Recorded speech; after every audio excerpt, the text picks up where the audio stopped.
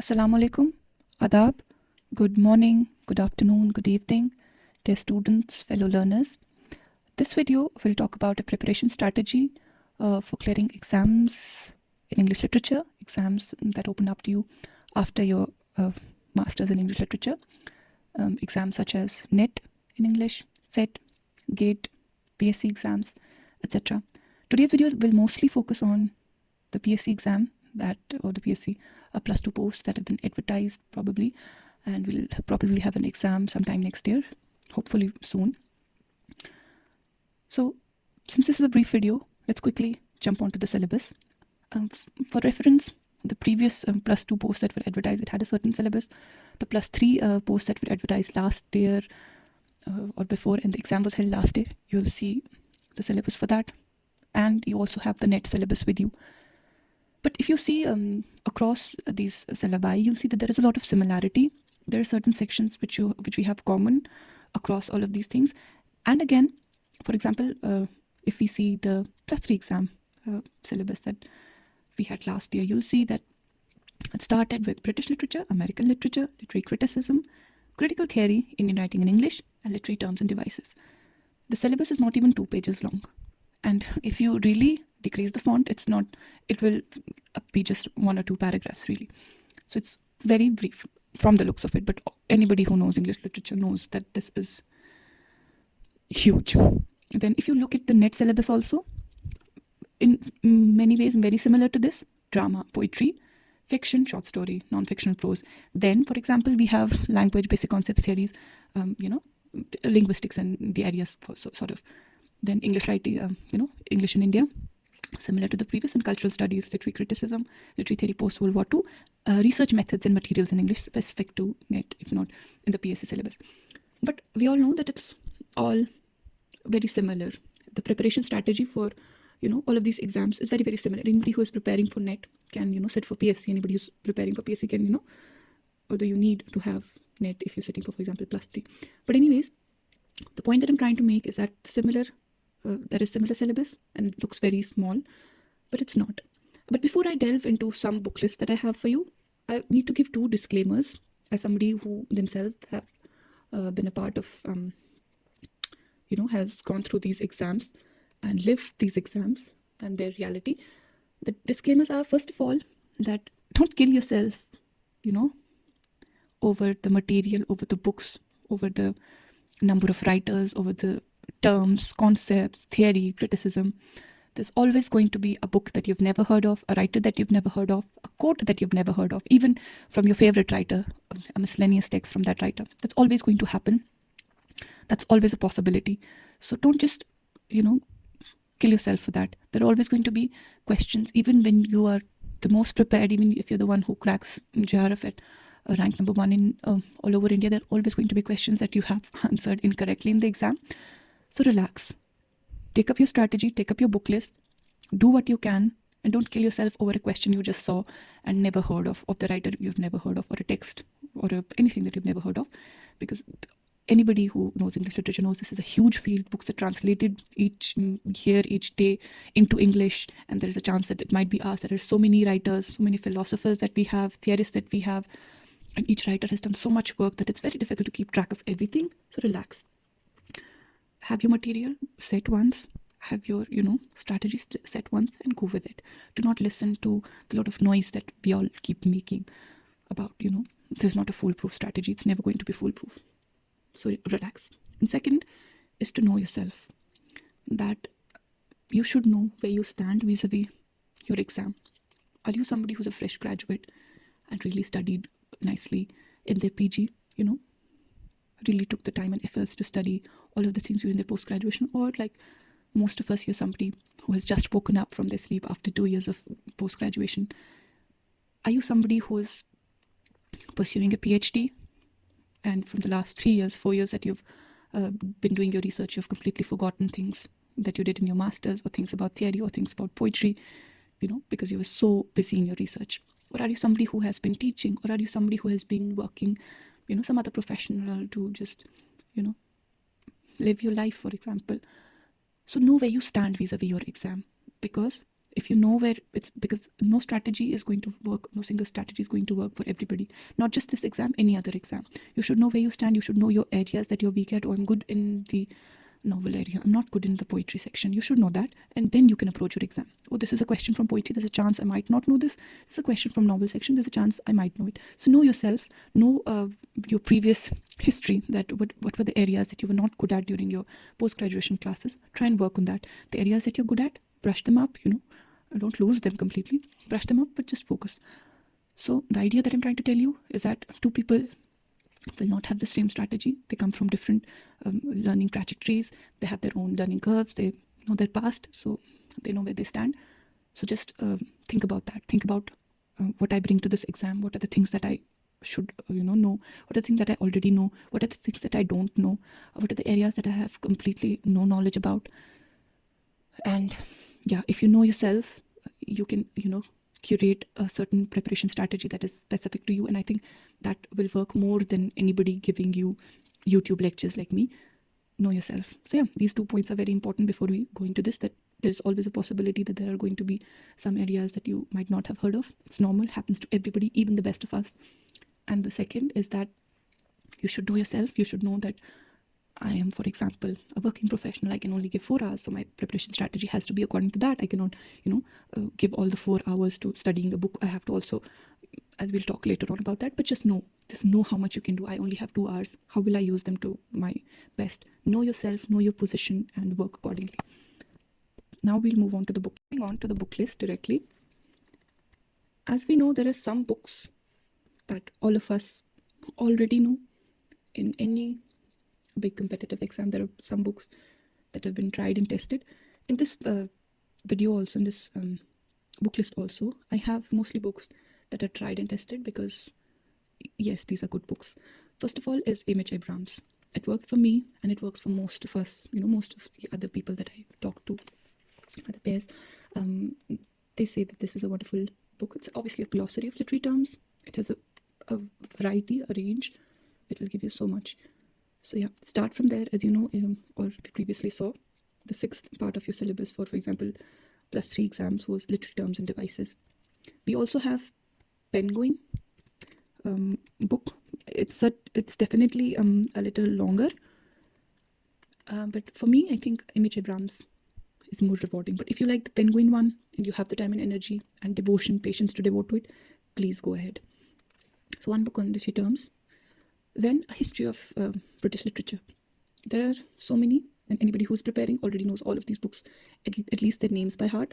We have William J. Long, Trivedi, and some others, Edward Elbert, for example. They're easy to work with. Language is easy, it's consolidated. So yeah, you can go with in any of these books. These are very easy to work with. Then if you have the time and energy to devote to it, you can go with, David Dacius, Rutledge. They obviously come in different volumes. They definitely need more efforts on the part of the learner, but they're also more rewarding. So, and again, all of these books will mostly end towards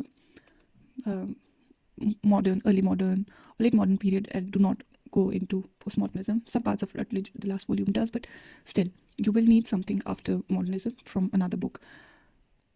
For that, you can go to postmodern writers, look them up online individually if you can. If not that, go to materials such as Kalyani Valat's, the 3rd part of British literature will also have some postmodern writers in a consolidated way, right?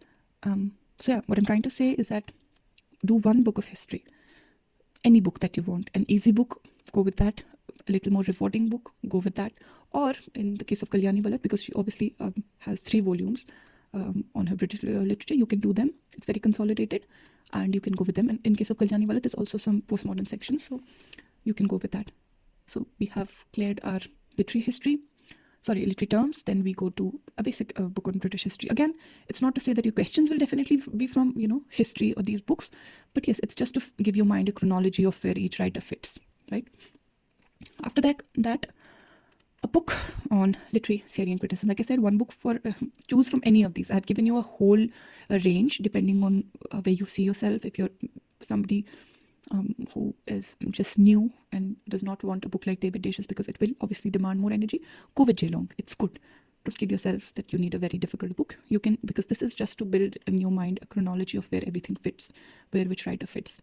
So choose a book, any book of history, and if you want it in a more consolidated, point-like manner, you can go with Kalyani Walat's material. After that, one book at least on literary theory and criticism, for example. Beginning Theory. All of these books that have in these sections are very famous ones. Beginning Theory by Peter Barry. Most of us have seen it, if not read it, during our masters. Or Literary Criticism from Plato to Present by M.R. Habib. Terry Eagleton's Literary Theory. Pramod Nair sir's excellent book, Contemporary Literary and Cultural Theory. Or Kalyani Walat's very, very consolidated booklet form, A Easy Handbook in Contemporary Literary Theory and Cultural Studies. But again, all of these will just give you where to place which writer, what theory came after what were the dates the books were published, the terms associated with a certain writer. But if you know these things already, you've studied them, that will be, a game changer. But anyways, this is a preparation strategy for just 5 months, 6 months. So you have to work with that. So yeah, choose one book from this section, whichever you're comfortable with. Then, and we have, for example, the section Indian English Literature. M. K. Nair's book, excellent book. If you have the time and energy, please do it. Excellent, very rewarding. And also Kalyani Walat's rewarding little volumes on Indian writing in English. You can do them also, because it will give you point wise. It's easy to revise, easy to quickly brush up. For American, I've not written it here, but you could also go with IGNO material, IGNO blocks. The introductions are excellent there. But Richard Gary's History of American Literature is also excellent reading, and but you have to do selected reading because it's a very huge book. You have to do selected readings, which I'll explain maybe in a while. But if, some things that came to my mind, it has a section on women's writing, on black writers, Beat Generation, for example, confessional poetry, different sections. So you can just choose, a very selected reading of this book. And again, Kalyani Walat's handbooks, because these are very exam centric for anybody who already knows their core concepts, knows American basics about American literature, basics about British literature. These books, these tiny booklets, are very consolidated pointers that will help you. So she has different handbooks with a lot of different areas. I think on Australian also there's a small booklet on literary theory. There are some miscellaneous. There is different. She has a little booklet on Greek literature. A lot of other material. If you can lay your hands on them, just go with them, because they'll save you time also, because they're very little crisp books. So yeah, as many as you can. It's not necessary. If you have the time to go through all of them. If you don't, then just the major areas that I've talked about, her vis-a-vis Indian writing in English, her vis-a-vis her book on contemporary literary theory, and most importantly, her book on British literature. So yeah, if you can lay your hands on them, very good, very easy to work with. Then, and most importantly, all of this that we've discussed will only make sense if you are well versed with your previous year's question papers. What do I mean by that? I mean, how do I know this women's writing section is important, Beat Generation writers is important, or confessional poetry, for example, that I've written previously are important? Because when I see the net papers, I see there are questions on these areas. Simple. So when you take up your previous year's question papers, don't just take them up and, for example, net 2023, December or June, whenever, don't just, this is a question and this is the answer and move on to the next question. No. Give each question, if nothing, at least 10-20 minutes. A question, for example, on Charles Dickens or Virginia Woolf. Some quote by Virginia Woolf which you've never heard of. Search that up in Google. Oh, which text is it from? Oh, it's from Mrs. Dalloway, right? So because you already, if you know it well and good, if you don't know Mrs. Dalloway, go to the text. Oh, what is it about? And where does it fit in Virginia Woolf's chronology? Virginia Woolf's chronology, by which I mean, which were her early texts, which were her later texts, which were her middle texts, stuff like that. So with each question, for example, we have this question on Virginia Woolf, give it at least 10-20 minutes. And don't be, making notes on the sections that we've already talked about, on history or literary criticism theory. It's not very rewarding because it will take you a lot of time. It will consume a lot of your time. Instead, make notes from this section on this book by Virginia Woolf, Mrs. Dalloway, Clarissa, this, that, whatever. And like I said, you now know that Virginia Woolf is an important writer. She's been asked in NET. She's important. I really need to brush her up, for example. It's just an example. So spend that a lot of time with each question, even if you know the writer. And in case you do not know the writer or the work, all the more efforts are expected from you, right? So once you have a good grasp on the basics that we talked about, you'll directly jump to previous year's question papers. Do as many as you can, as far back as you can go. And it looks very easy, but it is very time consuming and rewarding at the same time. If you sit with the NET papers, if you only have 4 hours to work in a day, give 1 or 2 hours to these NET papers. Because once you're done with these papers, you will know automatically when you take up a book of history, automatically when you take up a Pramod Nair's book on contemporary literary criticism, you'll know, oh, this was a part that was asked about. I need to really focus on this, right? Revise that, because once you're done with the basics books, you will go to previous year's question papers, or I would say, in my case, I would recommend going on to them directly even before you know anything. Because then when you go back to the book, you'll be like, oh, this was asked, so it is more important. I need to really focus on this area. So give the papers a lot of your time and energy, right? That I've written. And this also not merely checking answers, but spending time with each question, the text, the author, the theory, the other options in the MCQ. So, and again, if you want to make your notes, make it from this section, because it's possible that you might, in my case, for example, because I am me, I would directly go to Wikipedia. That's not 100% reliable, because there are some date errors and something, but very minute. I used to take screenshots, because, for example, there is a writer that I had not heard of, for example, anything I'd not, for example, heard of. I had, but if I hadn't heard of the Beat Generation, I'd go to the Wikipedia page, look at all of the things, take screenshots, for example, if I was not willing to make notes. So yeah, I cannot stress the importance of previous year's question papers enough. Again, NET papers are your holy grail, but apart from that, set papers, your PSC papers, any PSC papers, any state set, Tamil Nadu set, Karnataka set, Assam, anything that you can lay your hands on, go to Google, just be sure about the answers, that these are official answer keys, and then keep on practicing as many as you can. Himachal Pradesh PSC exam, you found it on Google, just practice it and relax. You will not know all the answers. And then the internet is your best friend. As I already said, Wikipedia is your best friend, because English literature is a huge ocean that's never going to be completed. So go to Wikipedia, and because Wikipedia has it in a very consolidated form, an introduction to the writer, then their basic lives and their works at a chronological order, it will help you. And if you're a visual learner like me, you can also, put those images in your mind. It will help you visually what came after what. If you have time and are willing to do the work, go to YouTube and search NPTEL History of English Language and Literature, a big course from brilliant academicians, scholars, professors from IITs and other good places, who will give you a lot of wonderful insight into history of English and teach you beautifully. There are also Yale lectures on criticism. If you really have the time and energy to devote to it, go for it. Then some other resources we have, for example, Vidya Mitra, and other, so many different courses for so many different concepts, writers and areas. And some channels you can follow, for example, Kalyani Valat's challenge. She's an excellent knack for teaching. She keeps you hooked, for example, the way she delivers a lecture, the way she talks, and it's easier to remember things if you have done. She has a whole playlist where she has crisp 20-minute videos on different sections, in which she mostly, very broadly, but she covers most of British history and some parts of American as well. Videopedia or something it's called. You can look that up and go for it. And keep following a lot of channels. For example, I've mentioned Vineet Pandey, whose lectures I do not know of, but yes, he keeps you updated, for example, about what the recent exams are, what the recent trend in NET is, similar to Kalyani Valat, Arpita Karwa, or Nikhil Grover, or there's some other channels also that you can